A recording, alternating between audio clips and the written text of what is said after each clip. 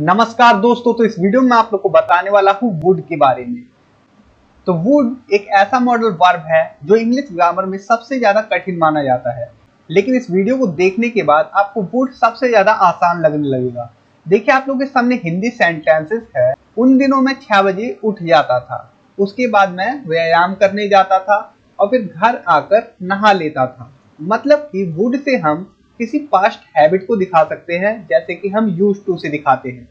इसी के साथ वुड का यूज हम करते हैं, जैसे अगर बारिश होती तो वो ऑफिस नहीं जाता, मतलब किसी कंडीशन के लिए। मैं पढ़ाई करता लेकिन मेरा मन नहीं है।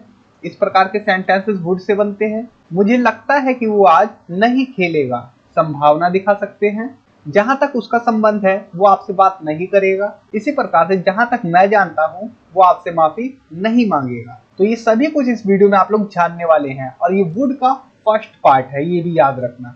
वुड एक बहुत ही ज्यादा इंपॉर्टेंट टॉपिक है, तो एक पार्ट में मैं इसे कवर नहीं करना चाहता, क्योंकि वो पूरा हलवे की तरह हो जाएगा, जिसमें आप कुछ समझेंगे फिर कुछ भूल जाएंगे, फिर समझेंगे फिर भूल जाएंगे। तो इसे थोड़ा थोड़ा सा समझना ही काफी बेटर रहेगा। तो मैं हूं अनिल कुमार और आप लोग देख रहे हैं डेली इंग्लिश फॉर ऑल। तो सबसे पहला यूज है वुड का करता था, मतलब कि पास्ट हैबिट बताने के लिए। उन दिनों मैं 6 बजे उठ जाता था, उसके बाद मैं व्यायाम करने जाता था और फिर घर आकर नहा लेता था।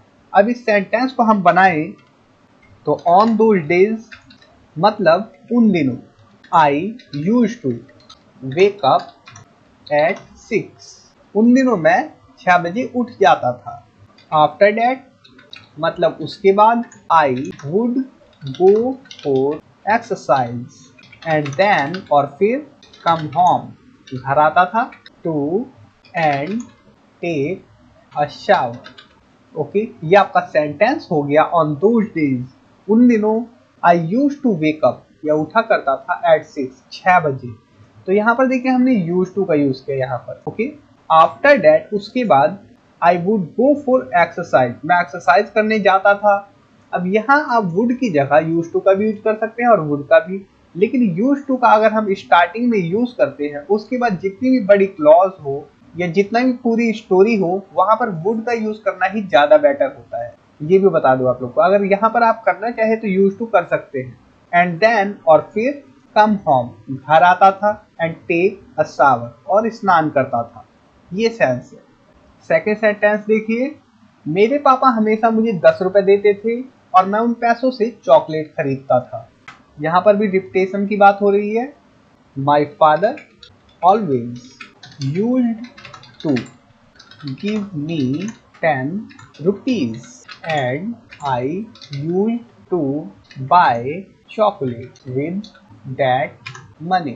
तो देखिए आपने ये सेंटेंस कैसे बनाया, यूज टू की मदद से। यूज टू प्लस वर्ब की फर्स्ट फॉर्म, जैसे my father always use to give me 10 rupees, मेरे पिताजी हमेशा मुझे 10 रुपए दिया करते थे या देते थे। एंड और I use to buy chocolates with that money, मैं उन पैसों से चॉकलेट खरीदा करता था या खरीदता था। मतलब पास्ट में ये रिपीटेशन चलता रहता था। ओके, आप यहाँ पर चाहे तो वुड का भी यूज कर सकते हैं। वुड, यहाँ पर भी वुड। तो आपको समझ में आया, आप यूज टू की जगह वुड का यूज कर सकते हैं। अब देखिए सेकंड यूज होता है वुड का वर्ब की फर्स्ट फॉर्म के साथ कर्ता के सेंस में, और ये कंडीशनल सेंटेंसेस टाइप 2 होते हैं। अब ये कंडीशनल सेंटेंसेस टाइप 2 होता क्या है, अगर देखिए आपके सामने सबसे पहले एग्जांपल है, अगर तुम आते तो हम साथ में खेलते। इसका क्या मतलब हुआ, इसका मतलब ये है, तो ये क्या है, ये कल्पना की बात हो रही है। ओके, ऐसा हो भी सकता है अगर तुम आते तो हम साथ में खेलते। तो जब कल्पना की बात हो तब हम वुड प्लस वर्ब की फर्स्ट फॉर्म का यूज करते हैं, जिसका मतलब होता है कर्ता। जैसे if you came, second form आएगी, अगर तुम आते, वी वुड प्ले, हम खेलते टुगेदर साथ में। ओके, आपको समझ में आया कर्ता वाला सेंस। इफ यू केम, अगर तुम आते तो हम साथ में खेलते। तो अब मैं आप लोग को ये भी क्लियर कर दूं, ये जो कंडीशनल सेंटेंसेस टाइप 2 होते हैं, ये प्रेजेंट और फ्यूचर के लिए होते हैं। ठीक है, यहाँ पर आप इसे बिल्कुल भी पास्ट मत समझना। अगर तुम आते तो हम साथ में खेलते, ये कब की बात हो रही है, ये प्रेजेंट टाइम की बात हो रही है कि अभी खेलते। ओके, या फिर फ्यूचर की बात कर सकते हैं, हम फ्यूचर में खेलते। प्रेजेंट और फ्यूचर के लिए हम कंडीशनल सेंटेंस टाइप 2 का यूज करते हैं। अगर बारिश होती तो वो ऑफिस नहीं जाता, मतलब अगर अभी बारिश होती तो वो ऑफिस नहीं जाता। तो प्रेजेंट की बात या फ्यूचर की बात हो सकती है ये, लेकिन पास्ट की बात नहीं है ये अभी। If it rain he would not go to the office. समझ में आया आपको? इफ इट रेन, अगर बारिश होती, he would not go to the office, तो वो ऑफिस नहीं जाता। आज मैं पढ़ता पर मेरा मन नहीं कर रहा, या फिर हम कहें मैं आज पढ़ाई करता लेकिन मेरा मन नहीं है। अब यहाँ पर देखिए फिर से करता वाला सेंस है, चाहता करता, यही लास्ट में ता आएगा। ओके, आई वुड स्टडी, ठीक है, आई वुड स्टडी टुडे। मैं आज पढ़ाई करता, but I am not feeling like it, लेकिन मेरा ऐसा मन नहीं है। ठीक है, यहाँ पर कोई कंडीशन नहीं है, यहाँ पर सीधा हम एक स्टेटमेंट दे रहे हैं कि आई वुड स्टडी टुडे, मैं आज पढ़ाई करता but I am not feeling like it, लेकिन मेरा ऐसा मन नहीं कर रहा है। ओके, अगर मेरे पास पैसे होते तो मैं आपको दे देता, यहाँ पर है कंडीशन, अगर होते तो दे देता। तो इफ वाली क्लॉज, इफ आई हैड का यूज करेंगे, किस लिए कर रहे हैं अभी बताता हूँ आपको। अगर कोई चीज पास होती तब हम हैड का यूज करेंगे इफ वाली क्लॉज, ये याद रखना। I would give it to you, तो मैं आपको दे देता, क्या दे देता, ये दे देता, मतलब ये मनी आपको दे देता। यहाँ पर मनी कर सकते हैं, I would give money to you, I would give it to you, एक ही बात है, क्योंकि हम पैसों की ही बात कर रहे हैं। अब आप कहेंगे पास्ट के लिए नहीं हो गया, नहीं, ये पास्ट के लिए नहीं है, हम हैड का इसलिए यूज कर रहे हैं क्योंकि हम काल्पनिक चीजें कर रहे हैं। ठीक है, अगर मेरे पास पैसे होते, है तो नहीं, हम तो सिर्फ कल्पना कर रहे हैं यहाँ पर, इसलिए हैड का यूज कर रहे हैं, इसलिए यहाँ पर हम सेकंड फॉर्म का यूज कर रहे हैं, लेकिन ये पास्ट नहीं है, याद रखना। यहाँ सेकंड फॉर्म है लेकिन ये पास्ट नहीं है, हम प्रेजेंट की ही बातें बता रहे हैं, इसीलिए तो ये कंडीशनल सेंटेंसेस होते हैं। अब देखिए वुड का यूज गागेगी के सेंस में भी होता है, जैसे अनसर्टेनिटी, पॉसिबिलिटी मतलब अनिश्चितता, मतलब संभावना प्रेजेंट और फ्यूचर की। जैसे मुझे लगता है कि वो आज नहीं खेलेगा, तो हम बोलते I think he would not play today. मुझे लगता है कि वो आज नहीं खेलेगा, I think he would not play today. अगर हम इसे कर दे इस प्रकार से, I think he will not play today, तो कौन सा वाला सही है? देखिए करेक्ट तो दोनों ही है, लेकिन जब हम विल का यूज कर रहे हैं तो ये 100% बता रहा है भैया, 100% निश्चित है ये चीज। ओके, कि वो नहीं खेलेगा आज। लेकिन जब हम वुड का यूज कर रहे हैं कि मुझे लगता है कि वो आज नहीं खेलेगा, तो यहाँ पर ये हो भी सकता है और नहीं भी हो सकता। हम एक संभावना दिखा रहे हैं, मतलब पॉसिबिलिटी दिखा रहे हैं। यहाँ पर पॉसिबिलिटी है, यहाँ पर पॉसिबिलिटी 100% है। तो पॉसिबिलिटी जब 100% है तो वो पॉसिबिलिटी कहलाएगी ही नहीं, ये तो 100% बात हो गई कि वो आज नहीं खेलेगा।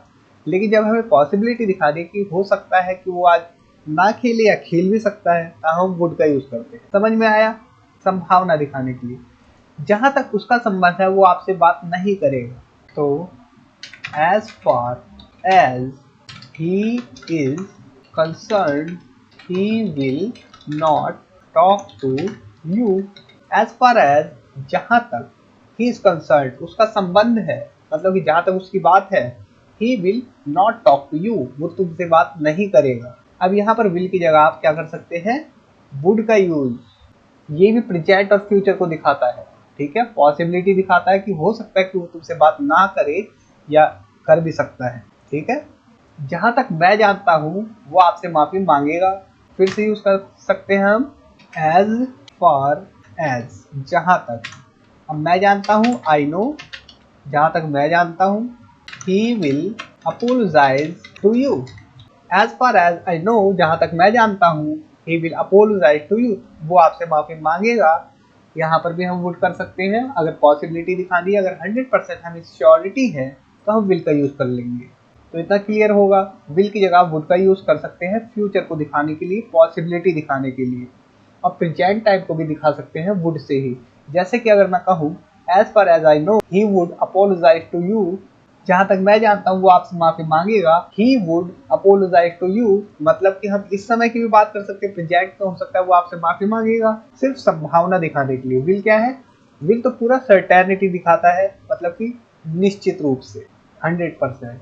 मुझे यकीन है आज बारिश। Okay, I am sure it will rain today. Okay, would का यूज यहाँ पर भी कर सकते हैं। मुझे यकीन है आज बारिश होगी।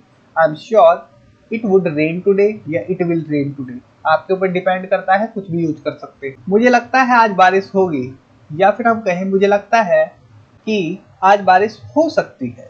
I think it would rain today. जब मुझे लगता है कि आज बारिश होगी या हो सकता है ऐसा, तो वुड का यूज करेंगे। और हम पूरा श्योर है यहाँ पर, देखिए आई एम श्योर। ठीक है, यहाँ पर खुद ही पता चल रहा है I am sure it will rain today, तो यहाँ पर विल का यूज करना ही ज्यादा बेटर रहेगा। I think it would rain today. Okay, तो दोस्तों इस वीडियो में इतना ही। ये पहला पार्ट यहाँ पर मैं खत्म करता हूँ और नेक्स्ट पार्ट में मिलते हैं वुड के। तो दोस्तों मैं आपसे कहना चाहता हूँ, अगर आप लोगों ने अभी तक मेरी ई बुक पीडीएफ बाय नहीं की है तो डिस्क्रिप्शन में मैं लिंक दे दूंगा, साथ साथ वो पीडीएफ भी पढ़े और साथ साथ वीडियो देखे और फिर देखिए 2-3 महीने के अंदर ही आपकी इंग्लिश इतनी ज्यादा बेटर हो जाएगी। तो डिस्क्रिप्शन में मैं लिंक दे दूंगा उन पीडीएफ का। तो thanks for watching, take care, bye.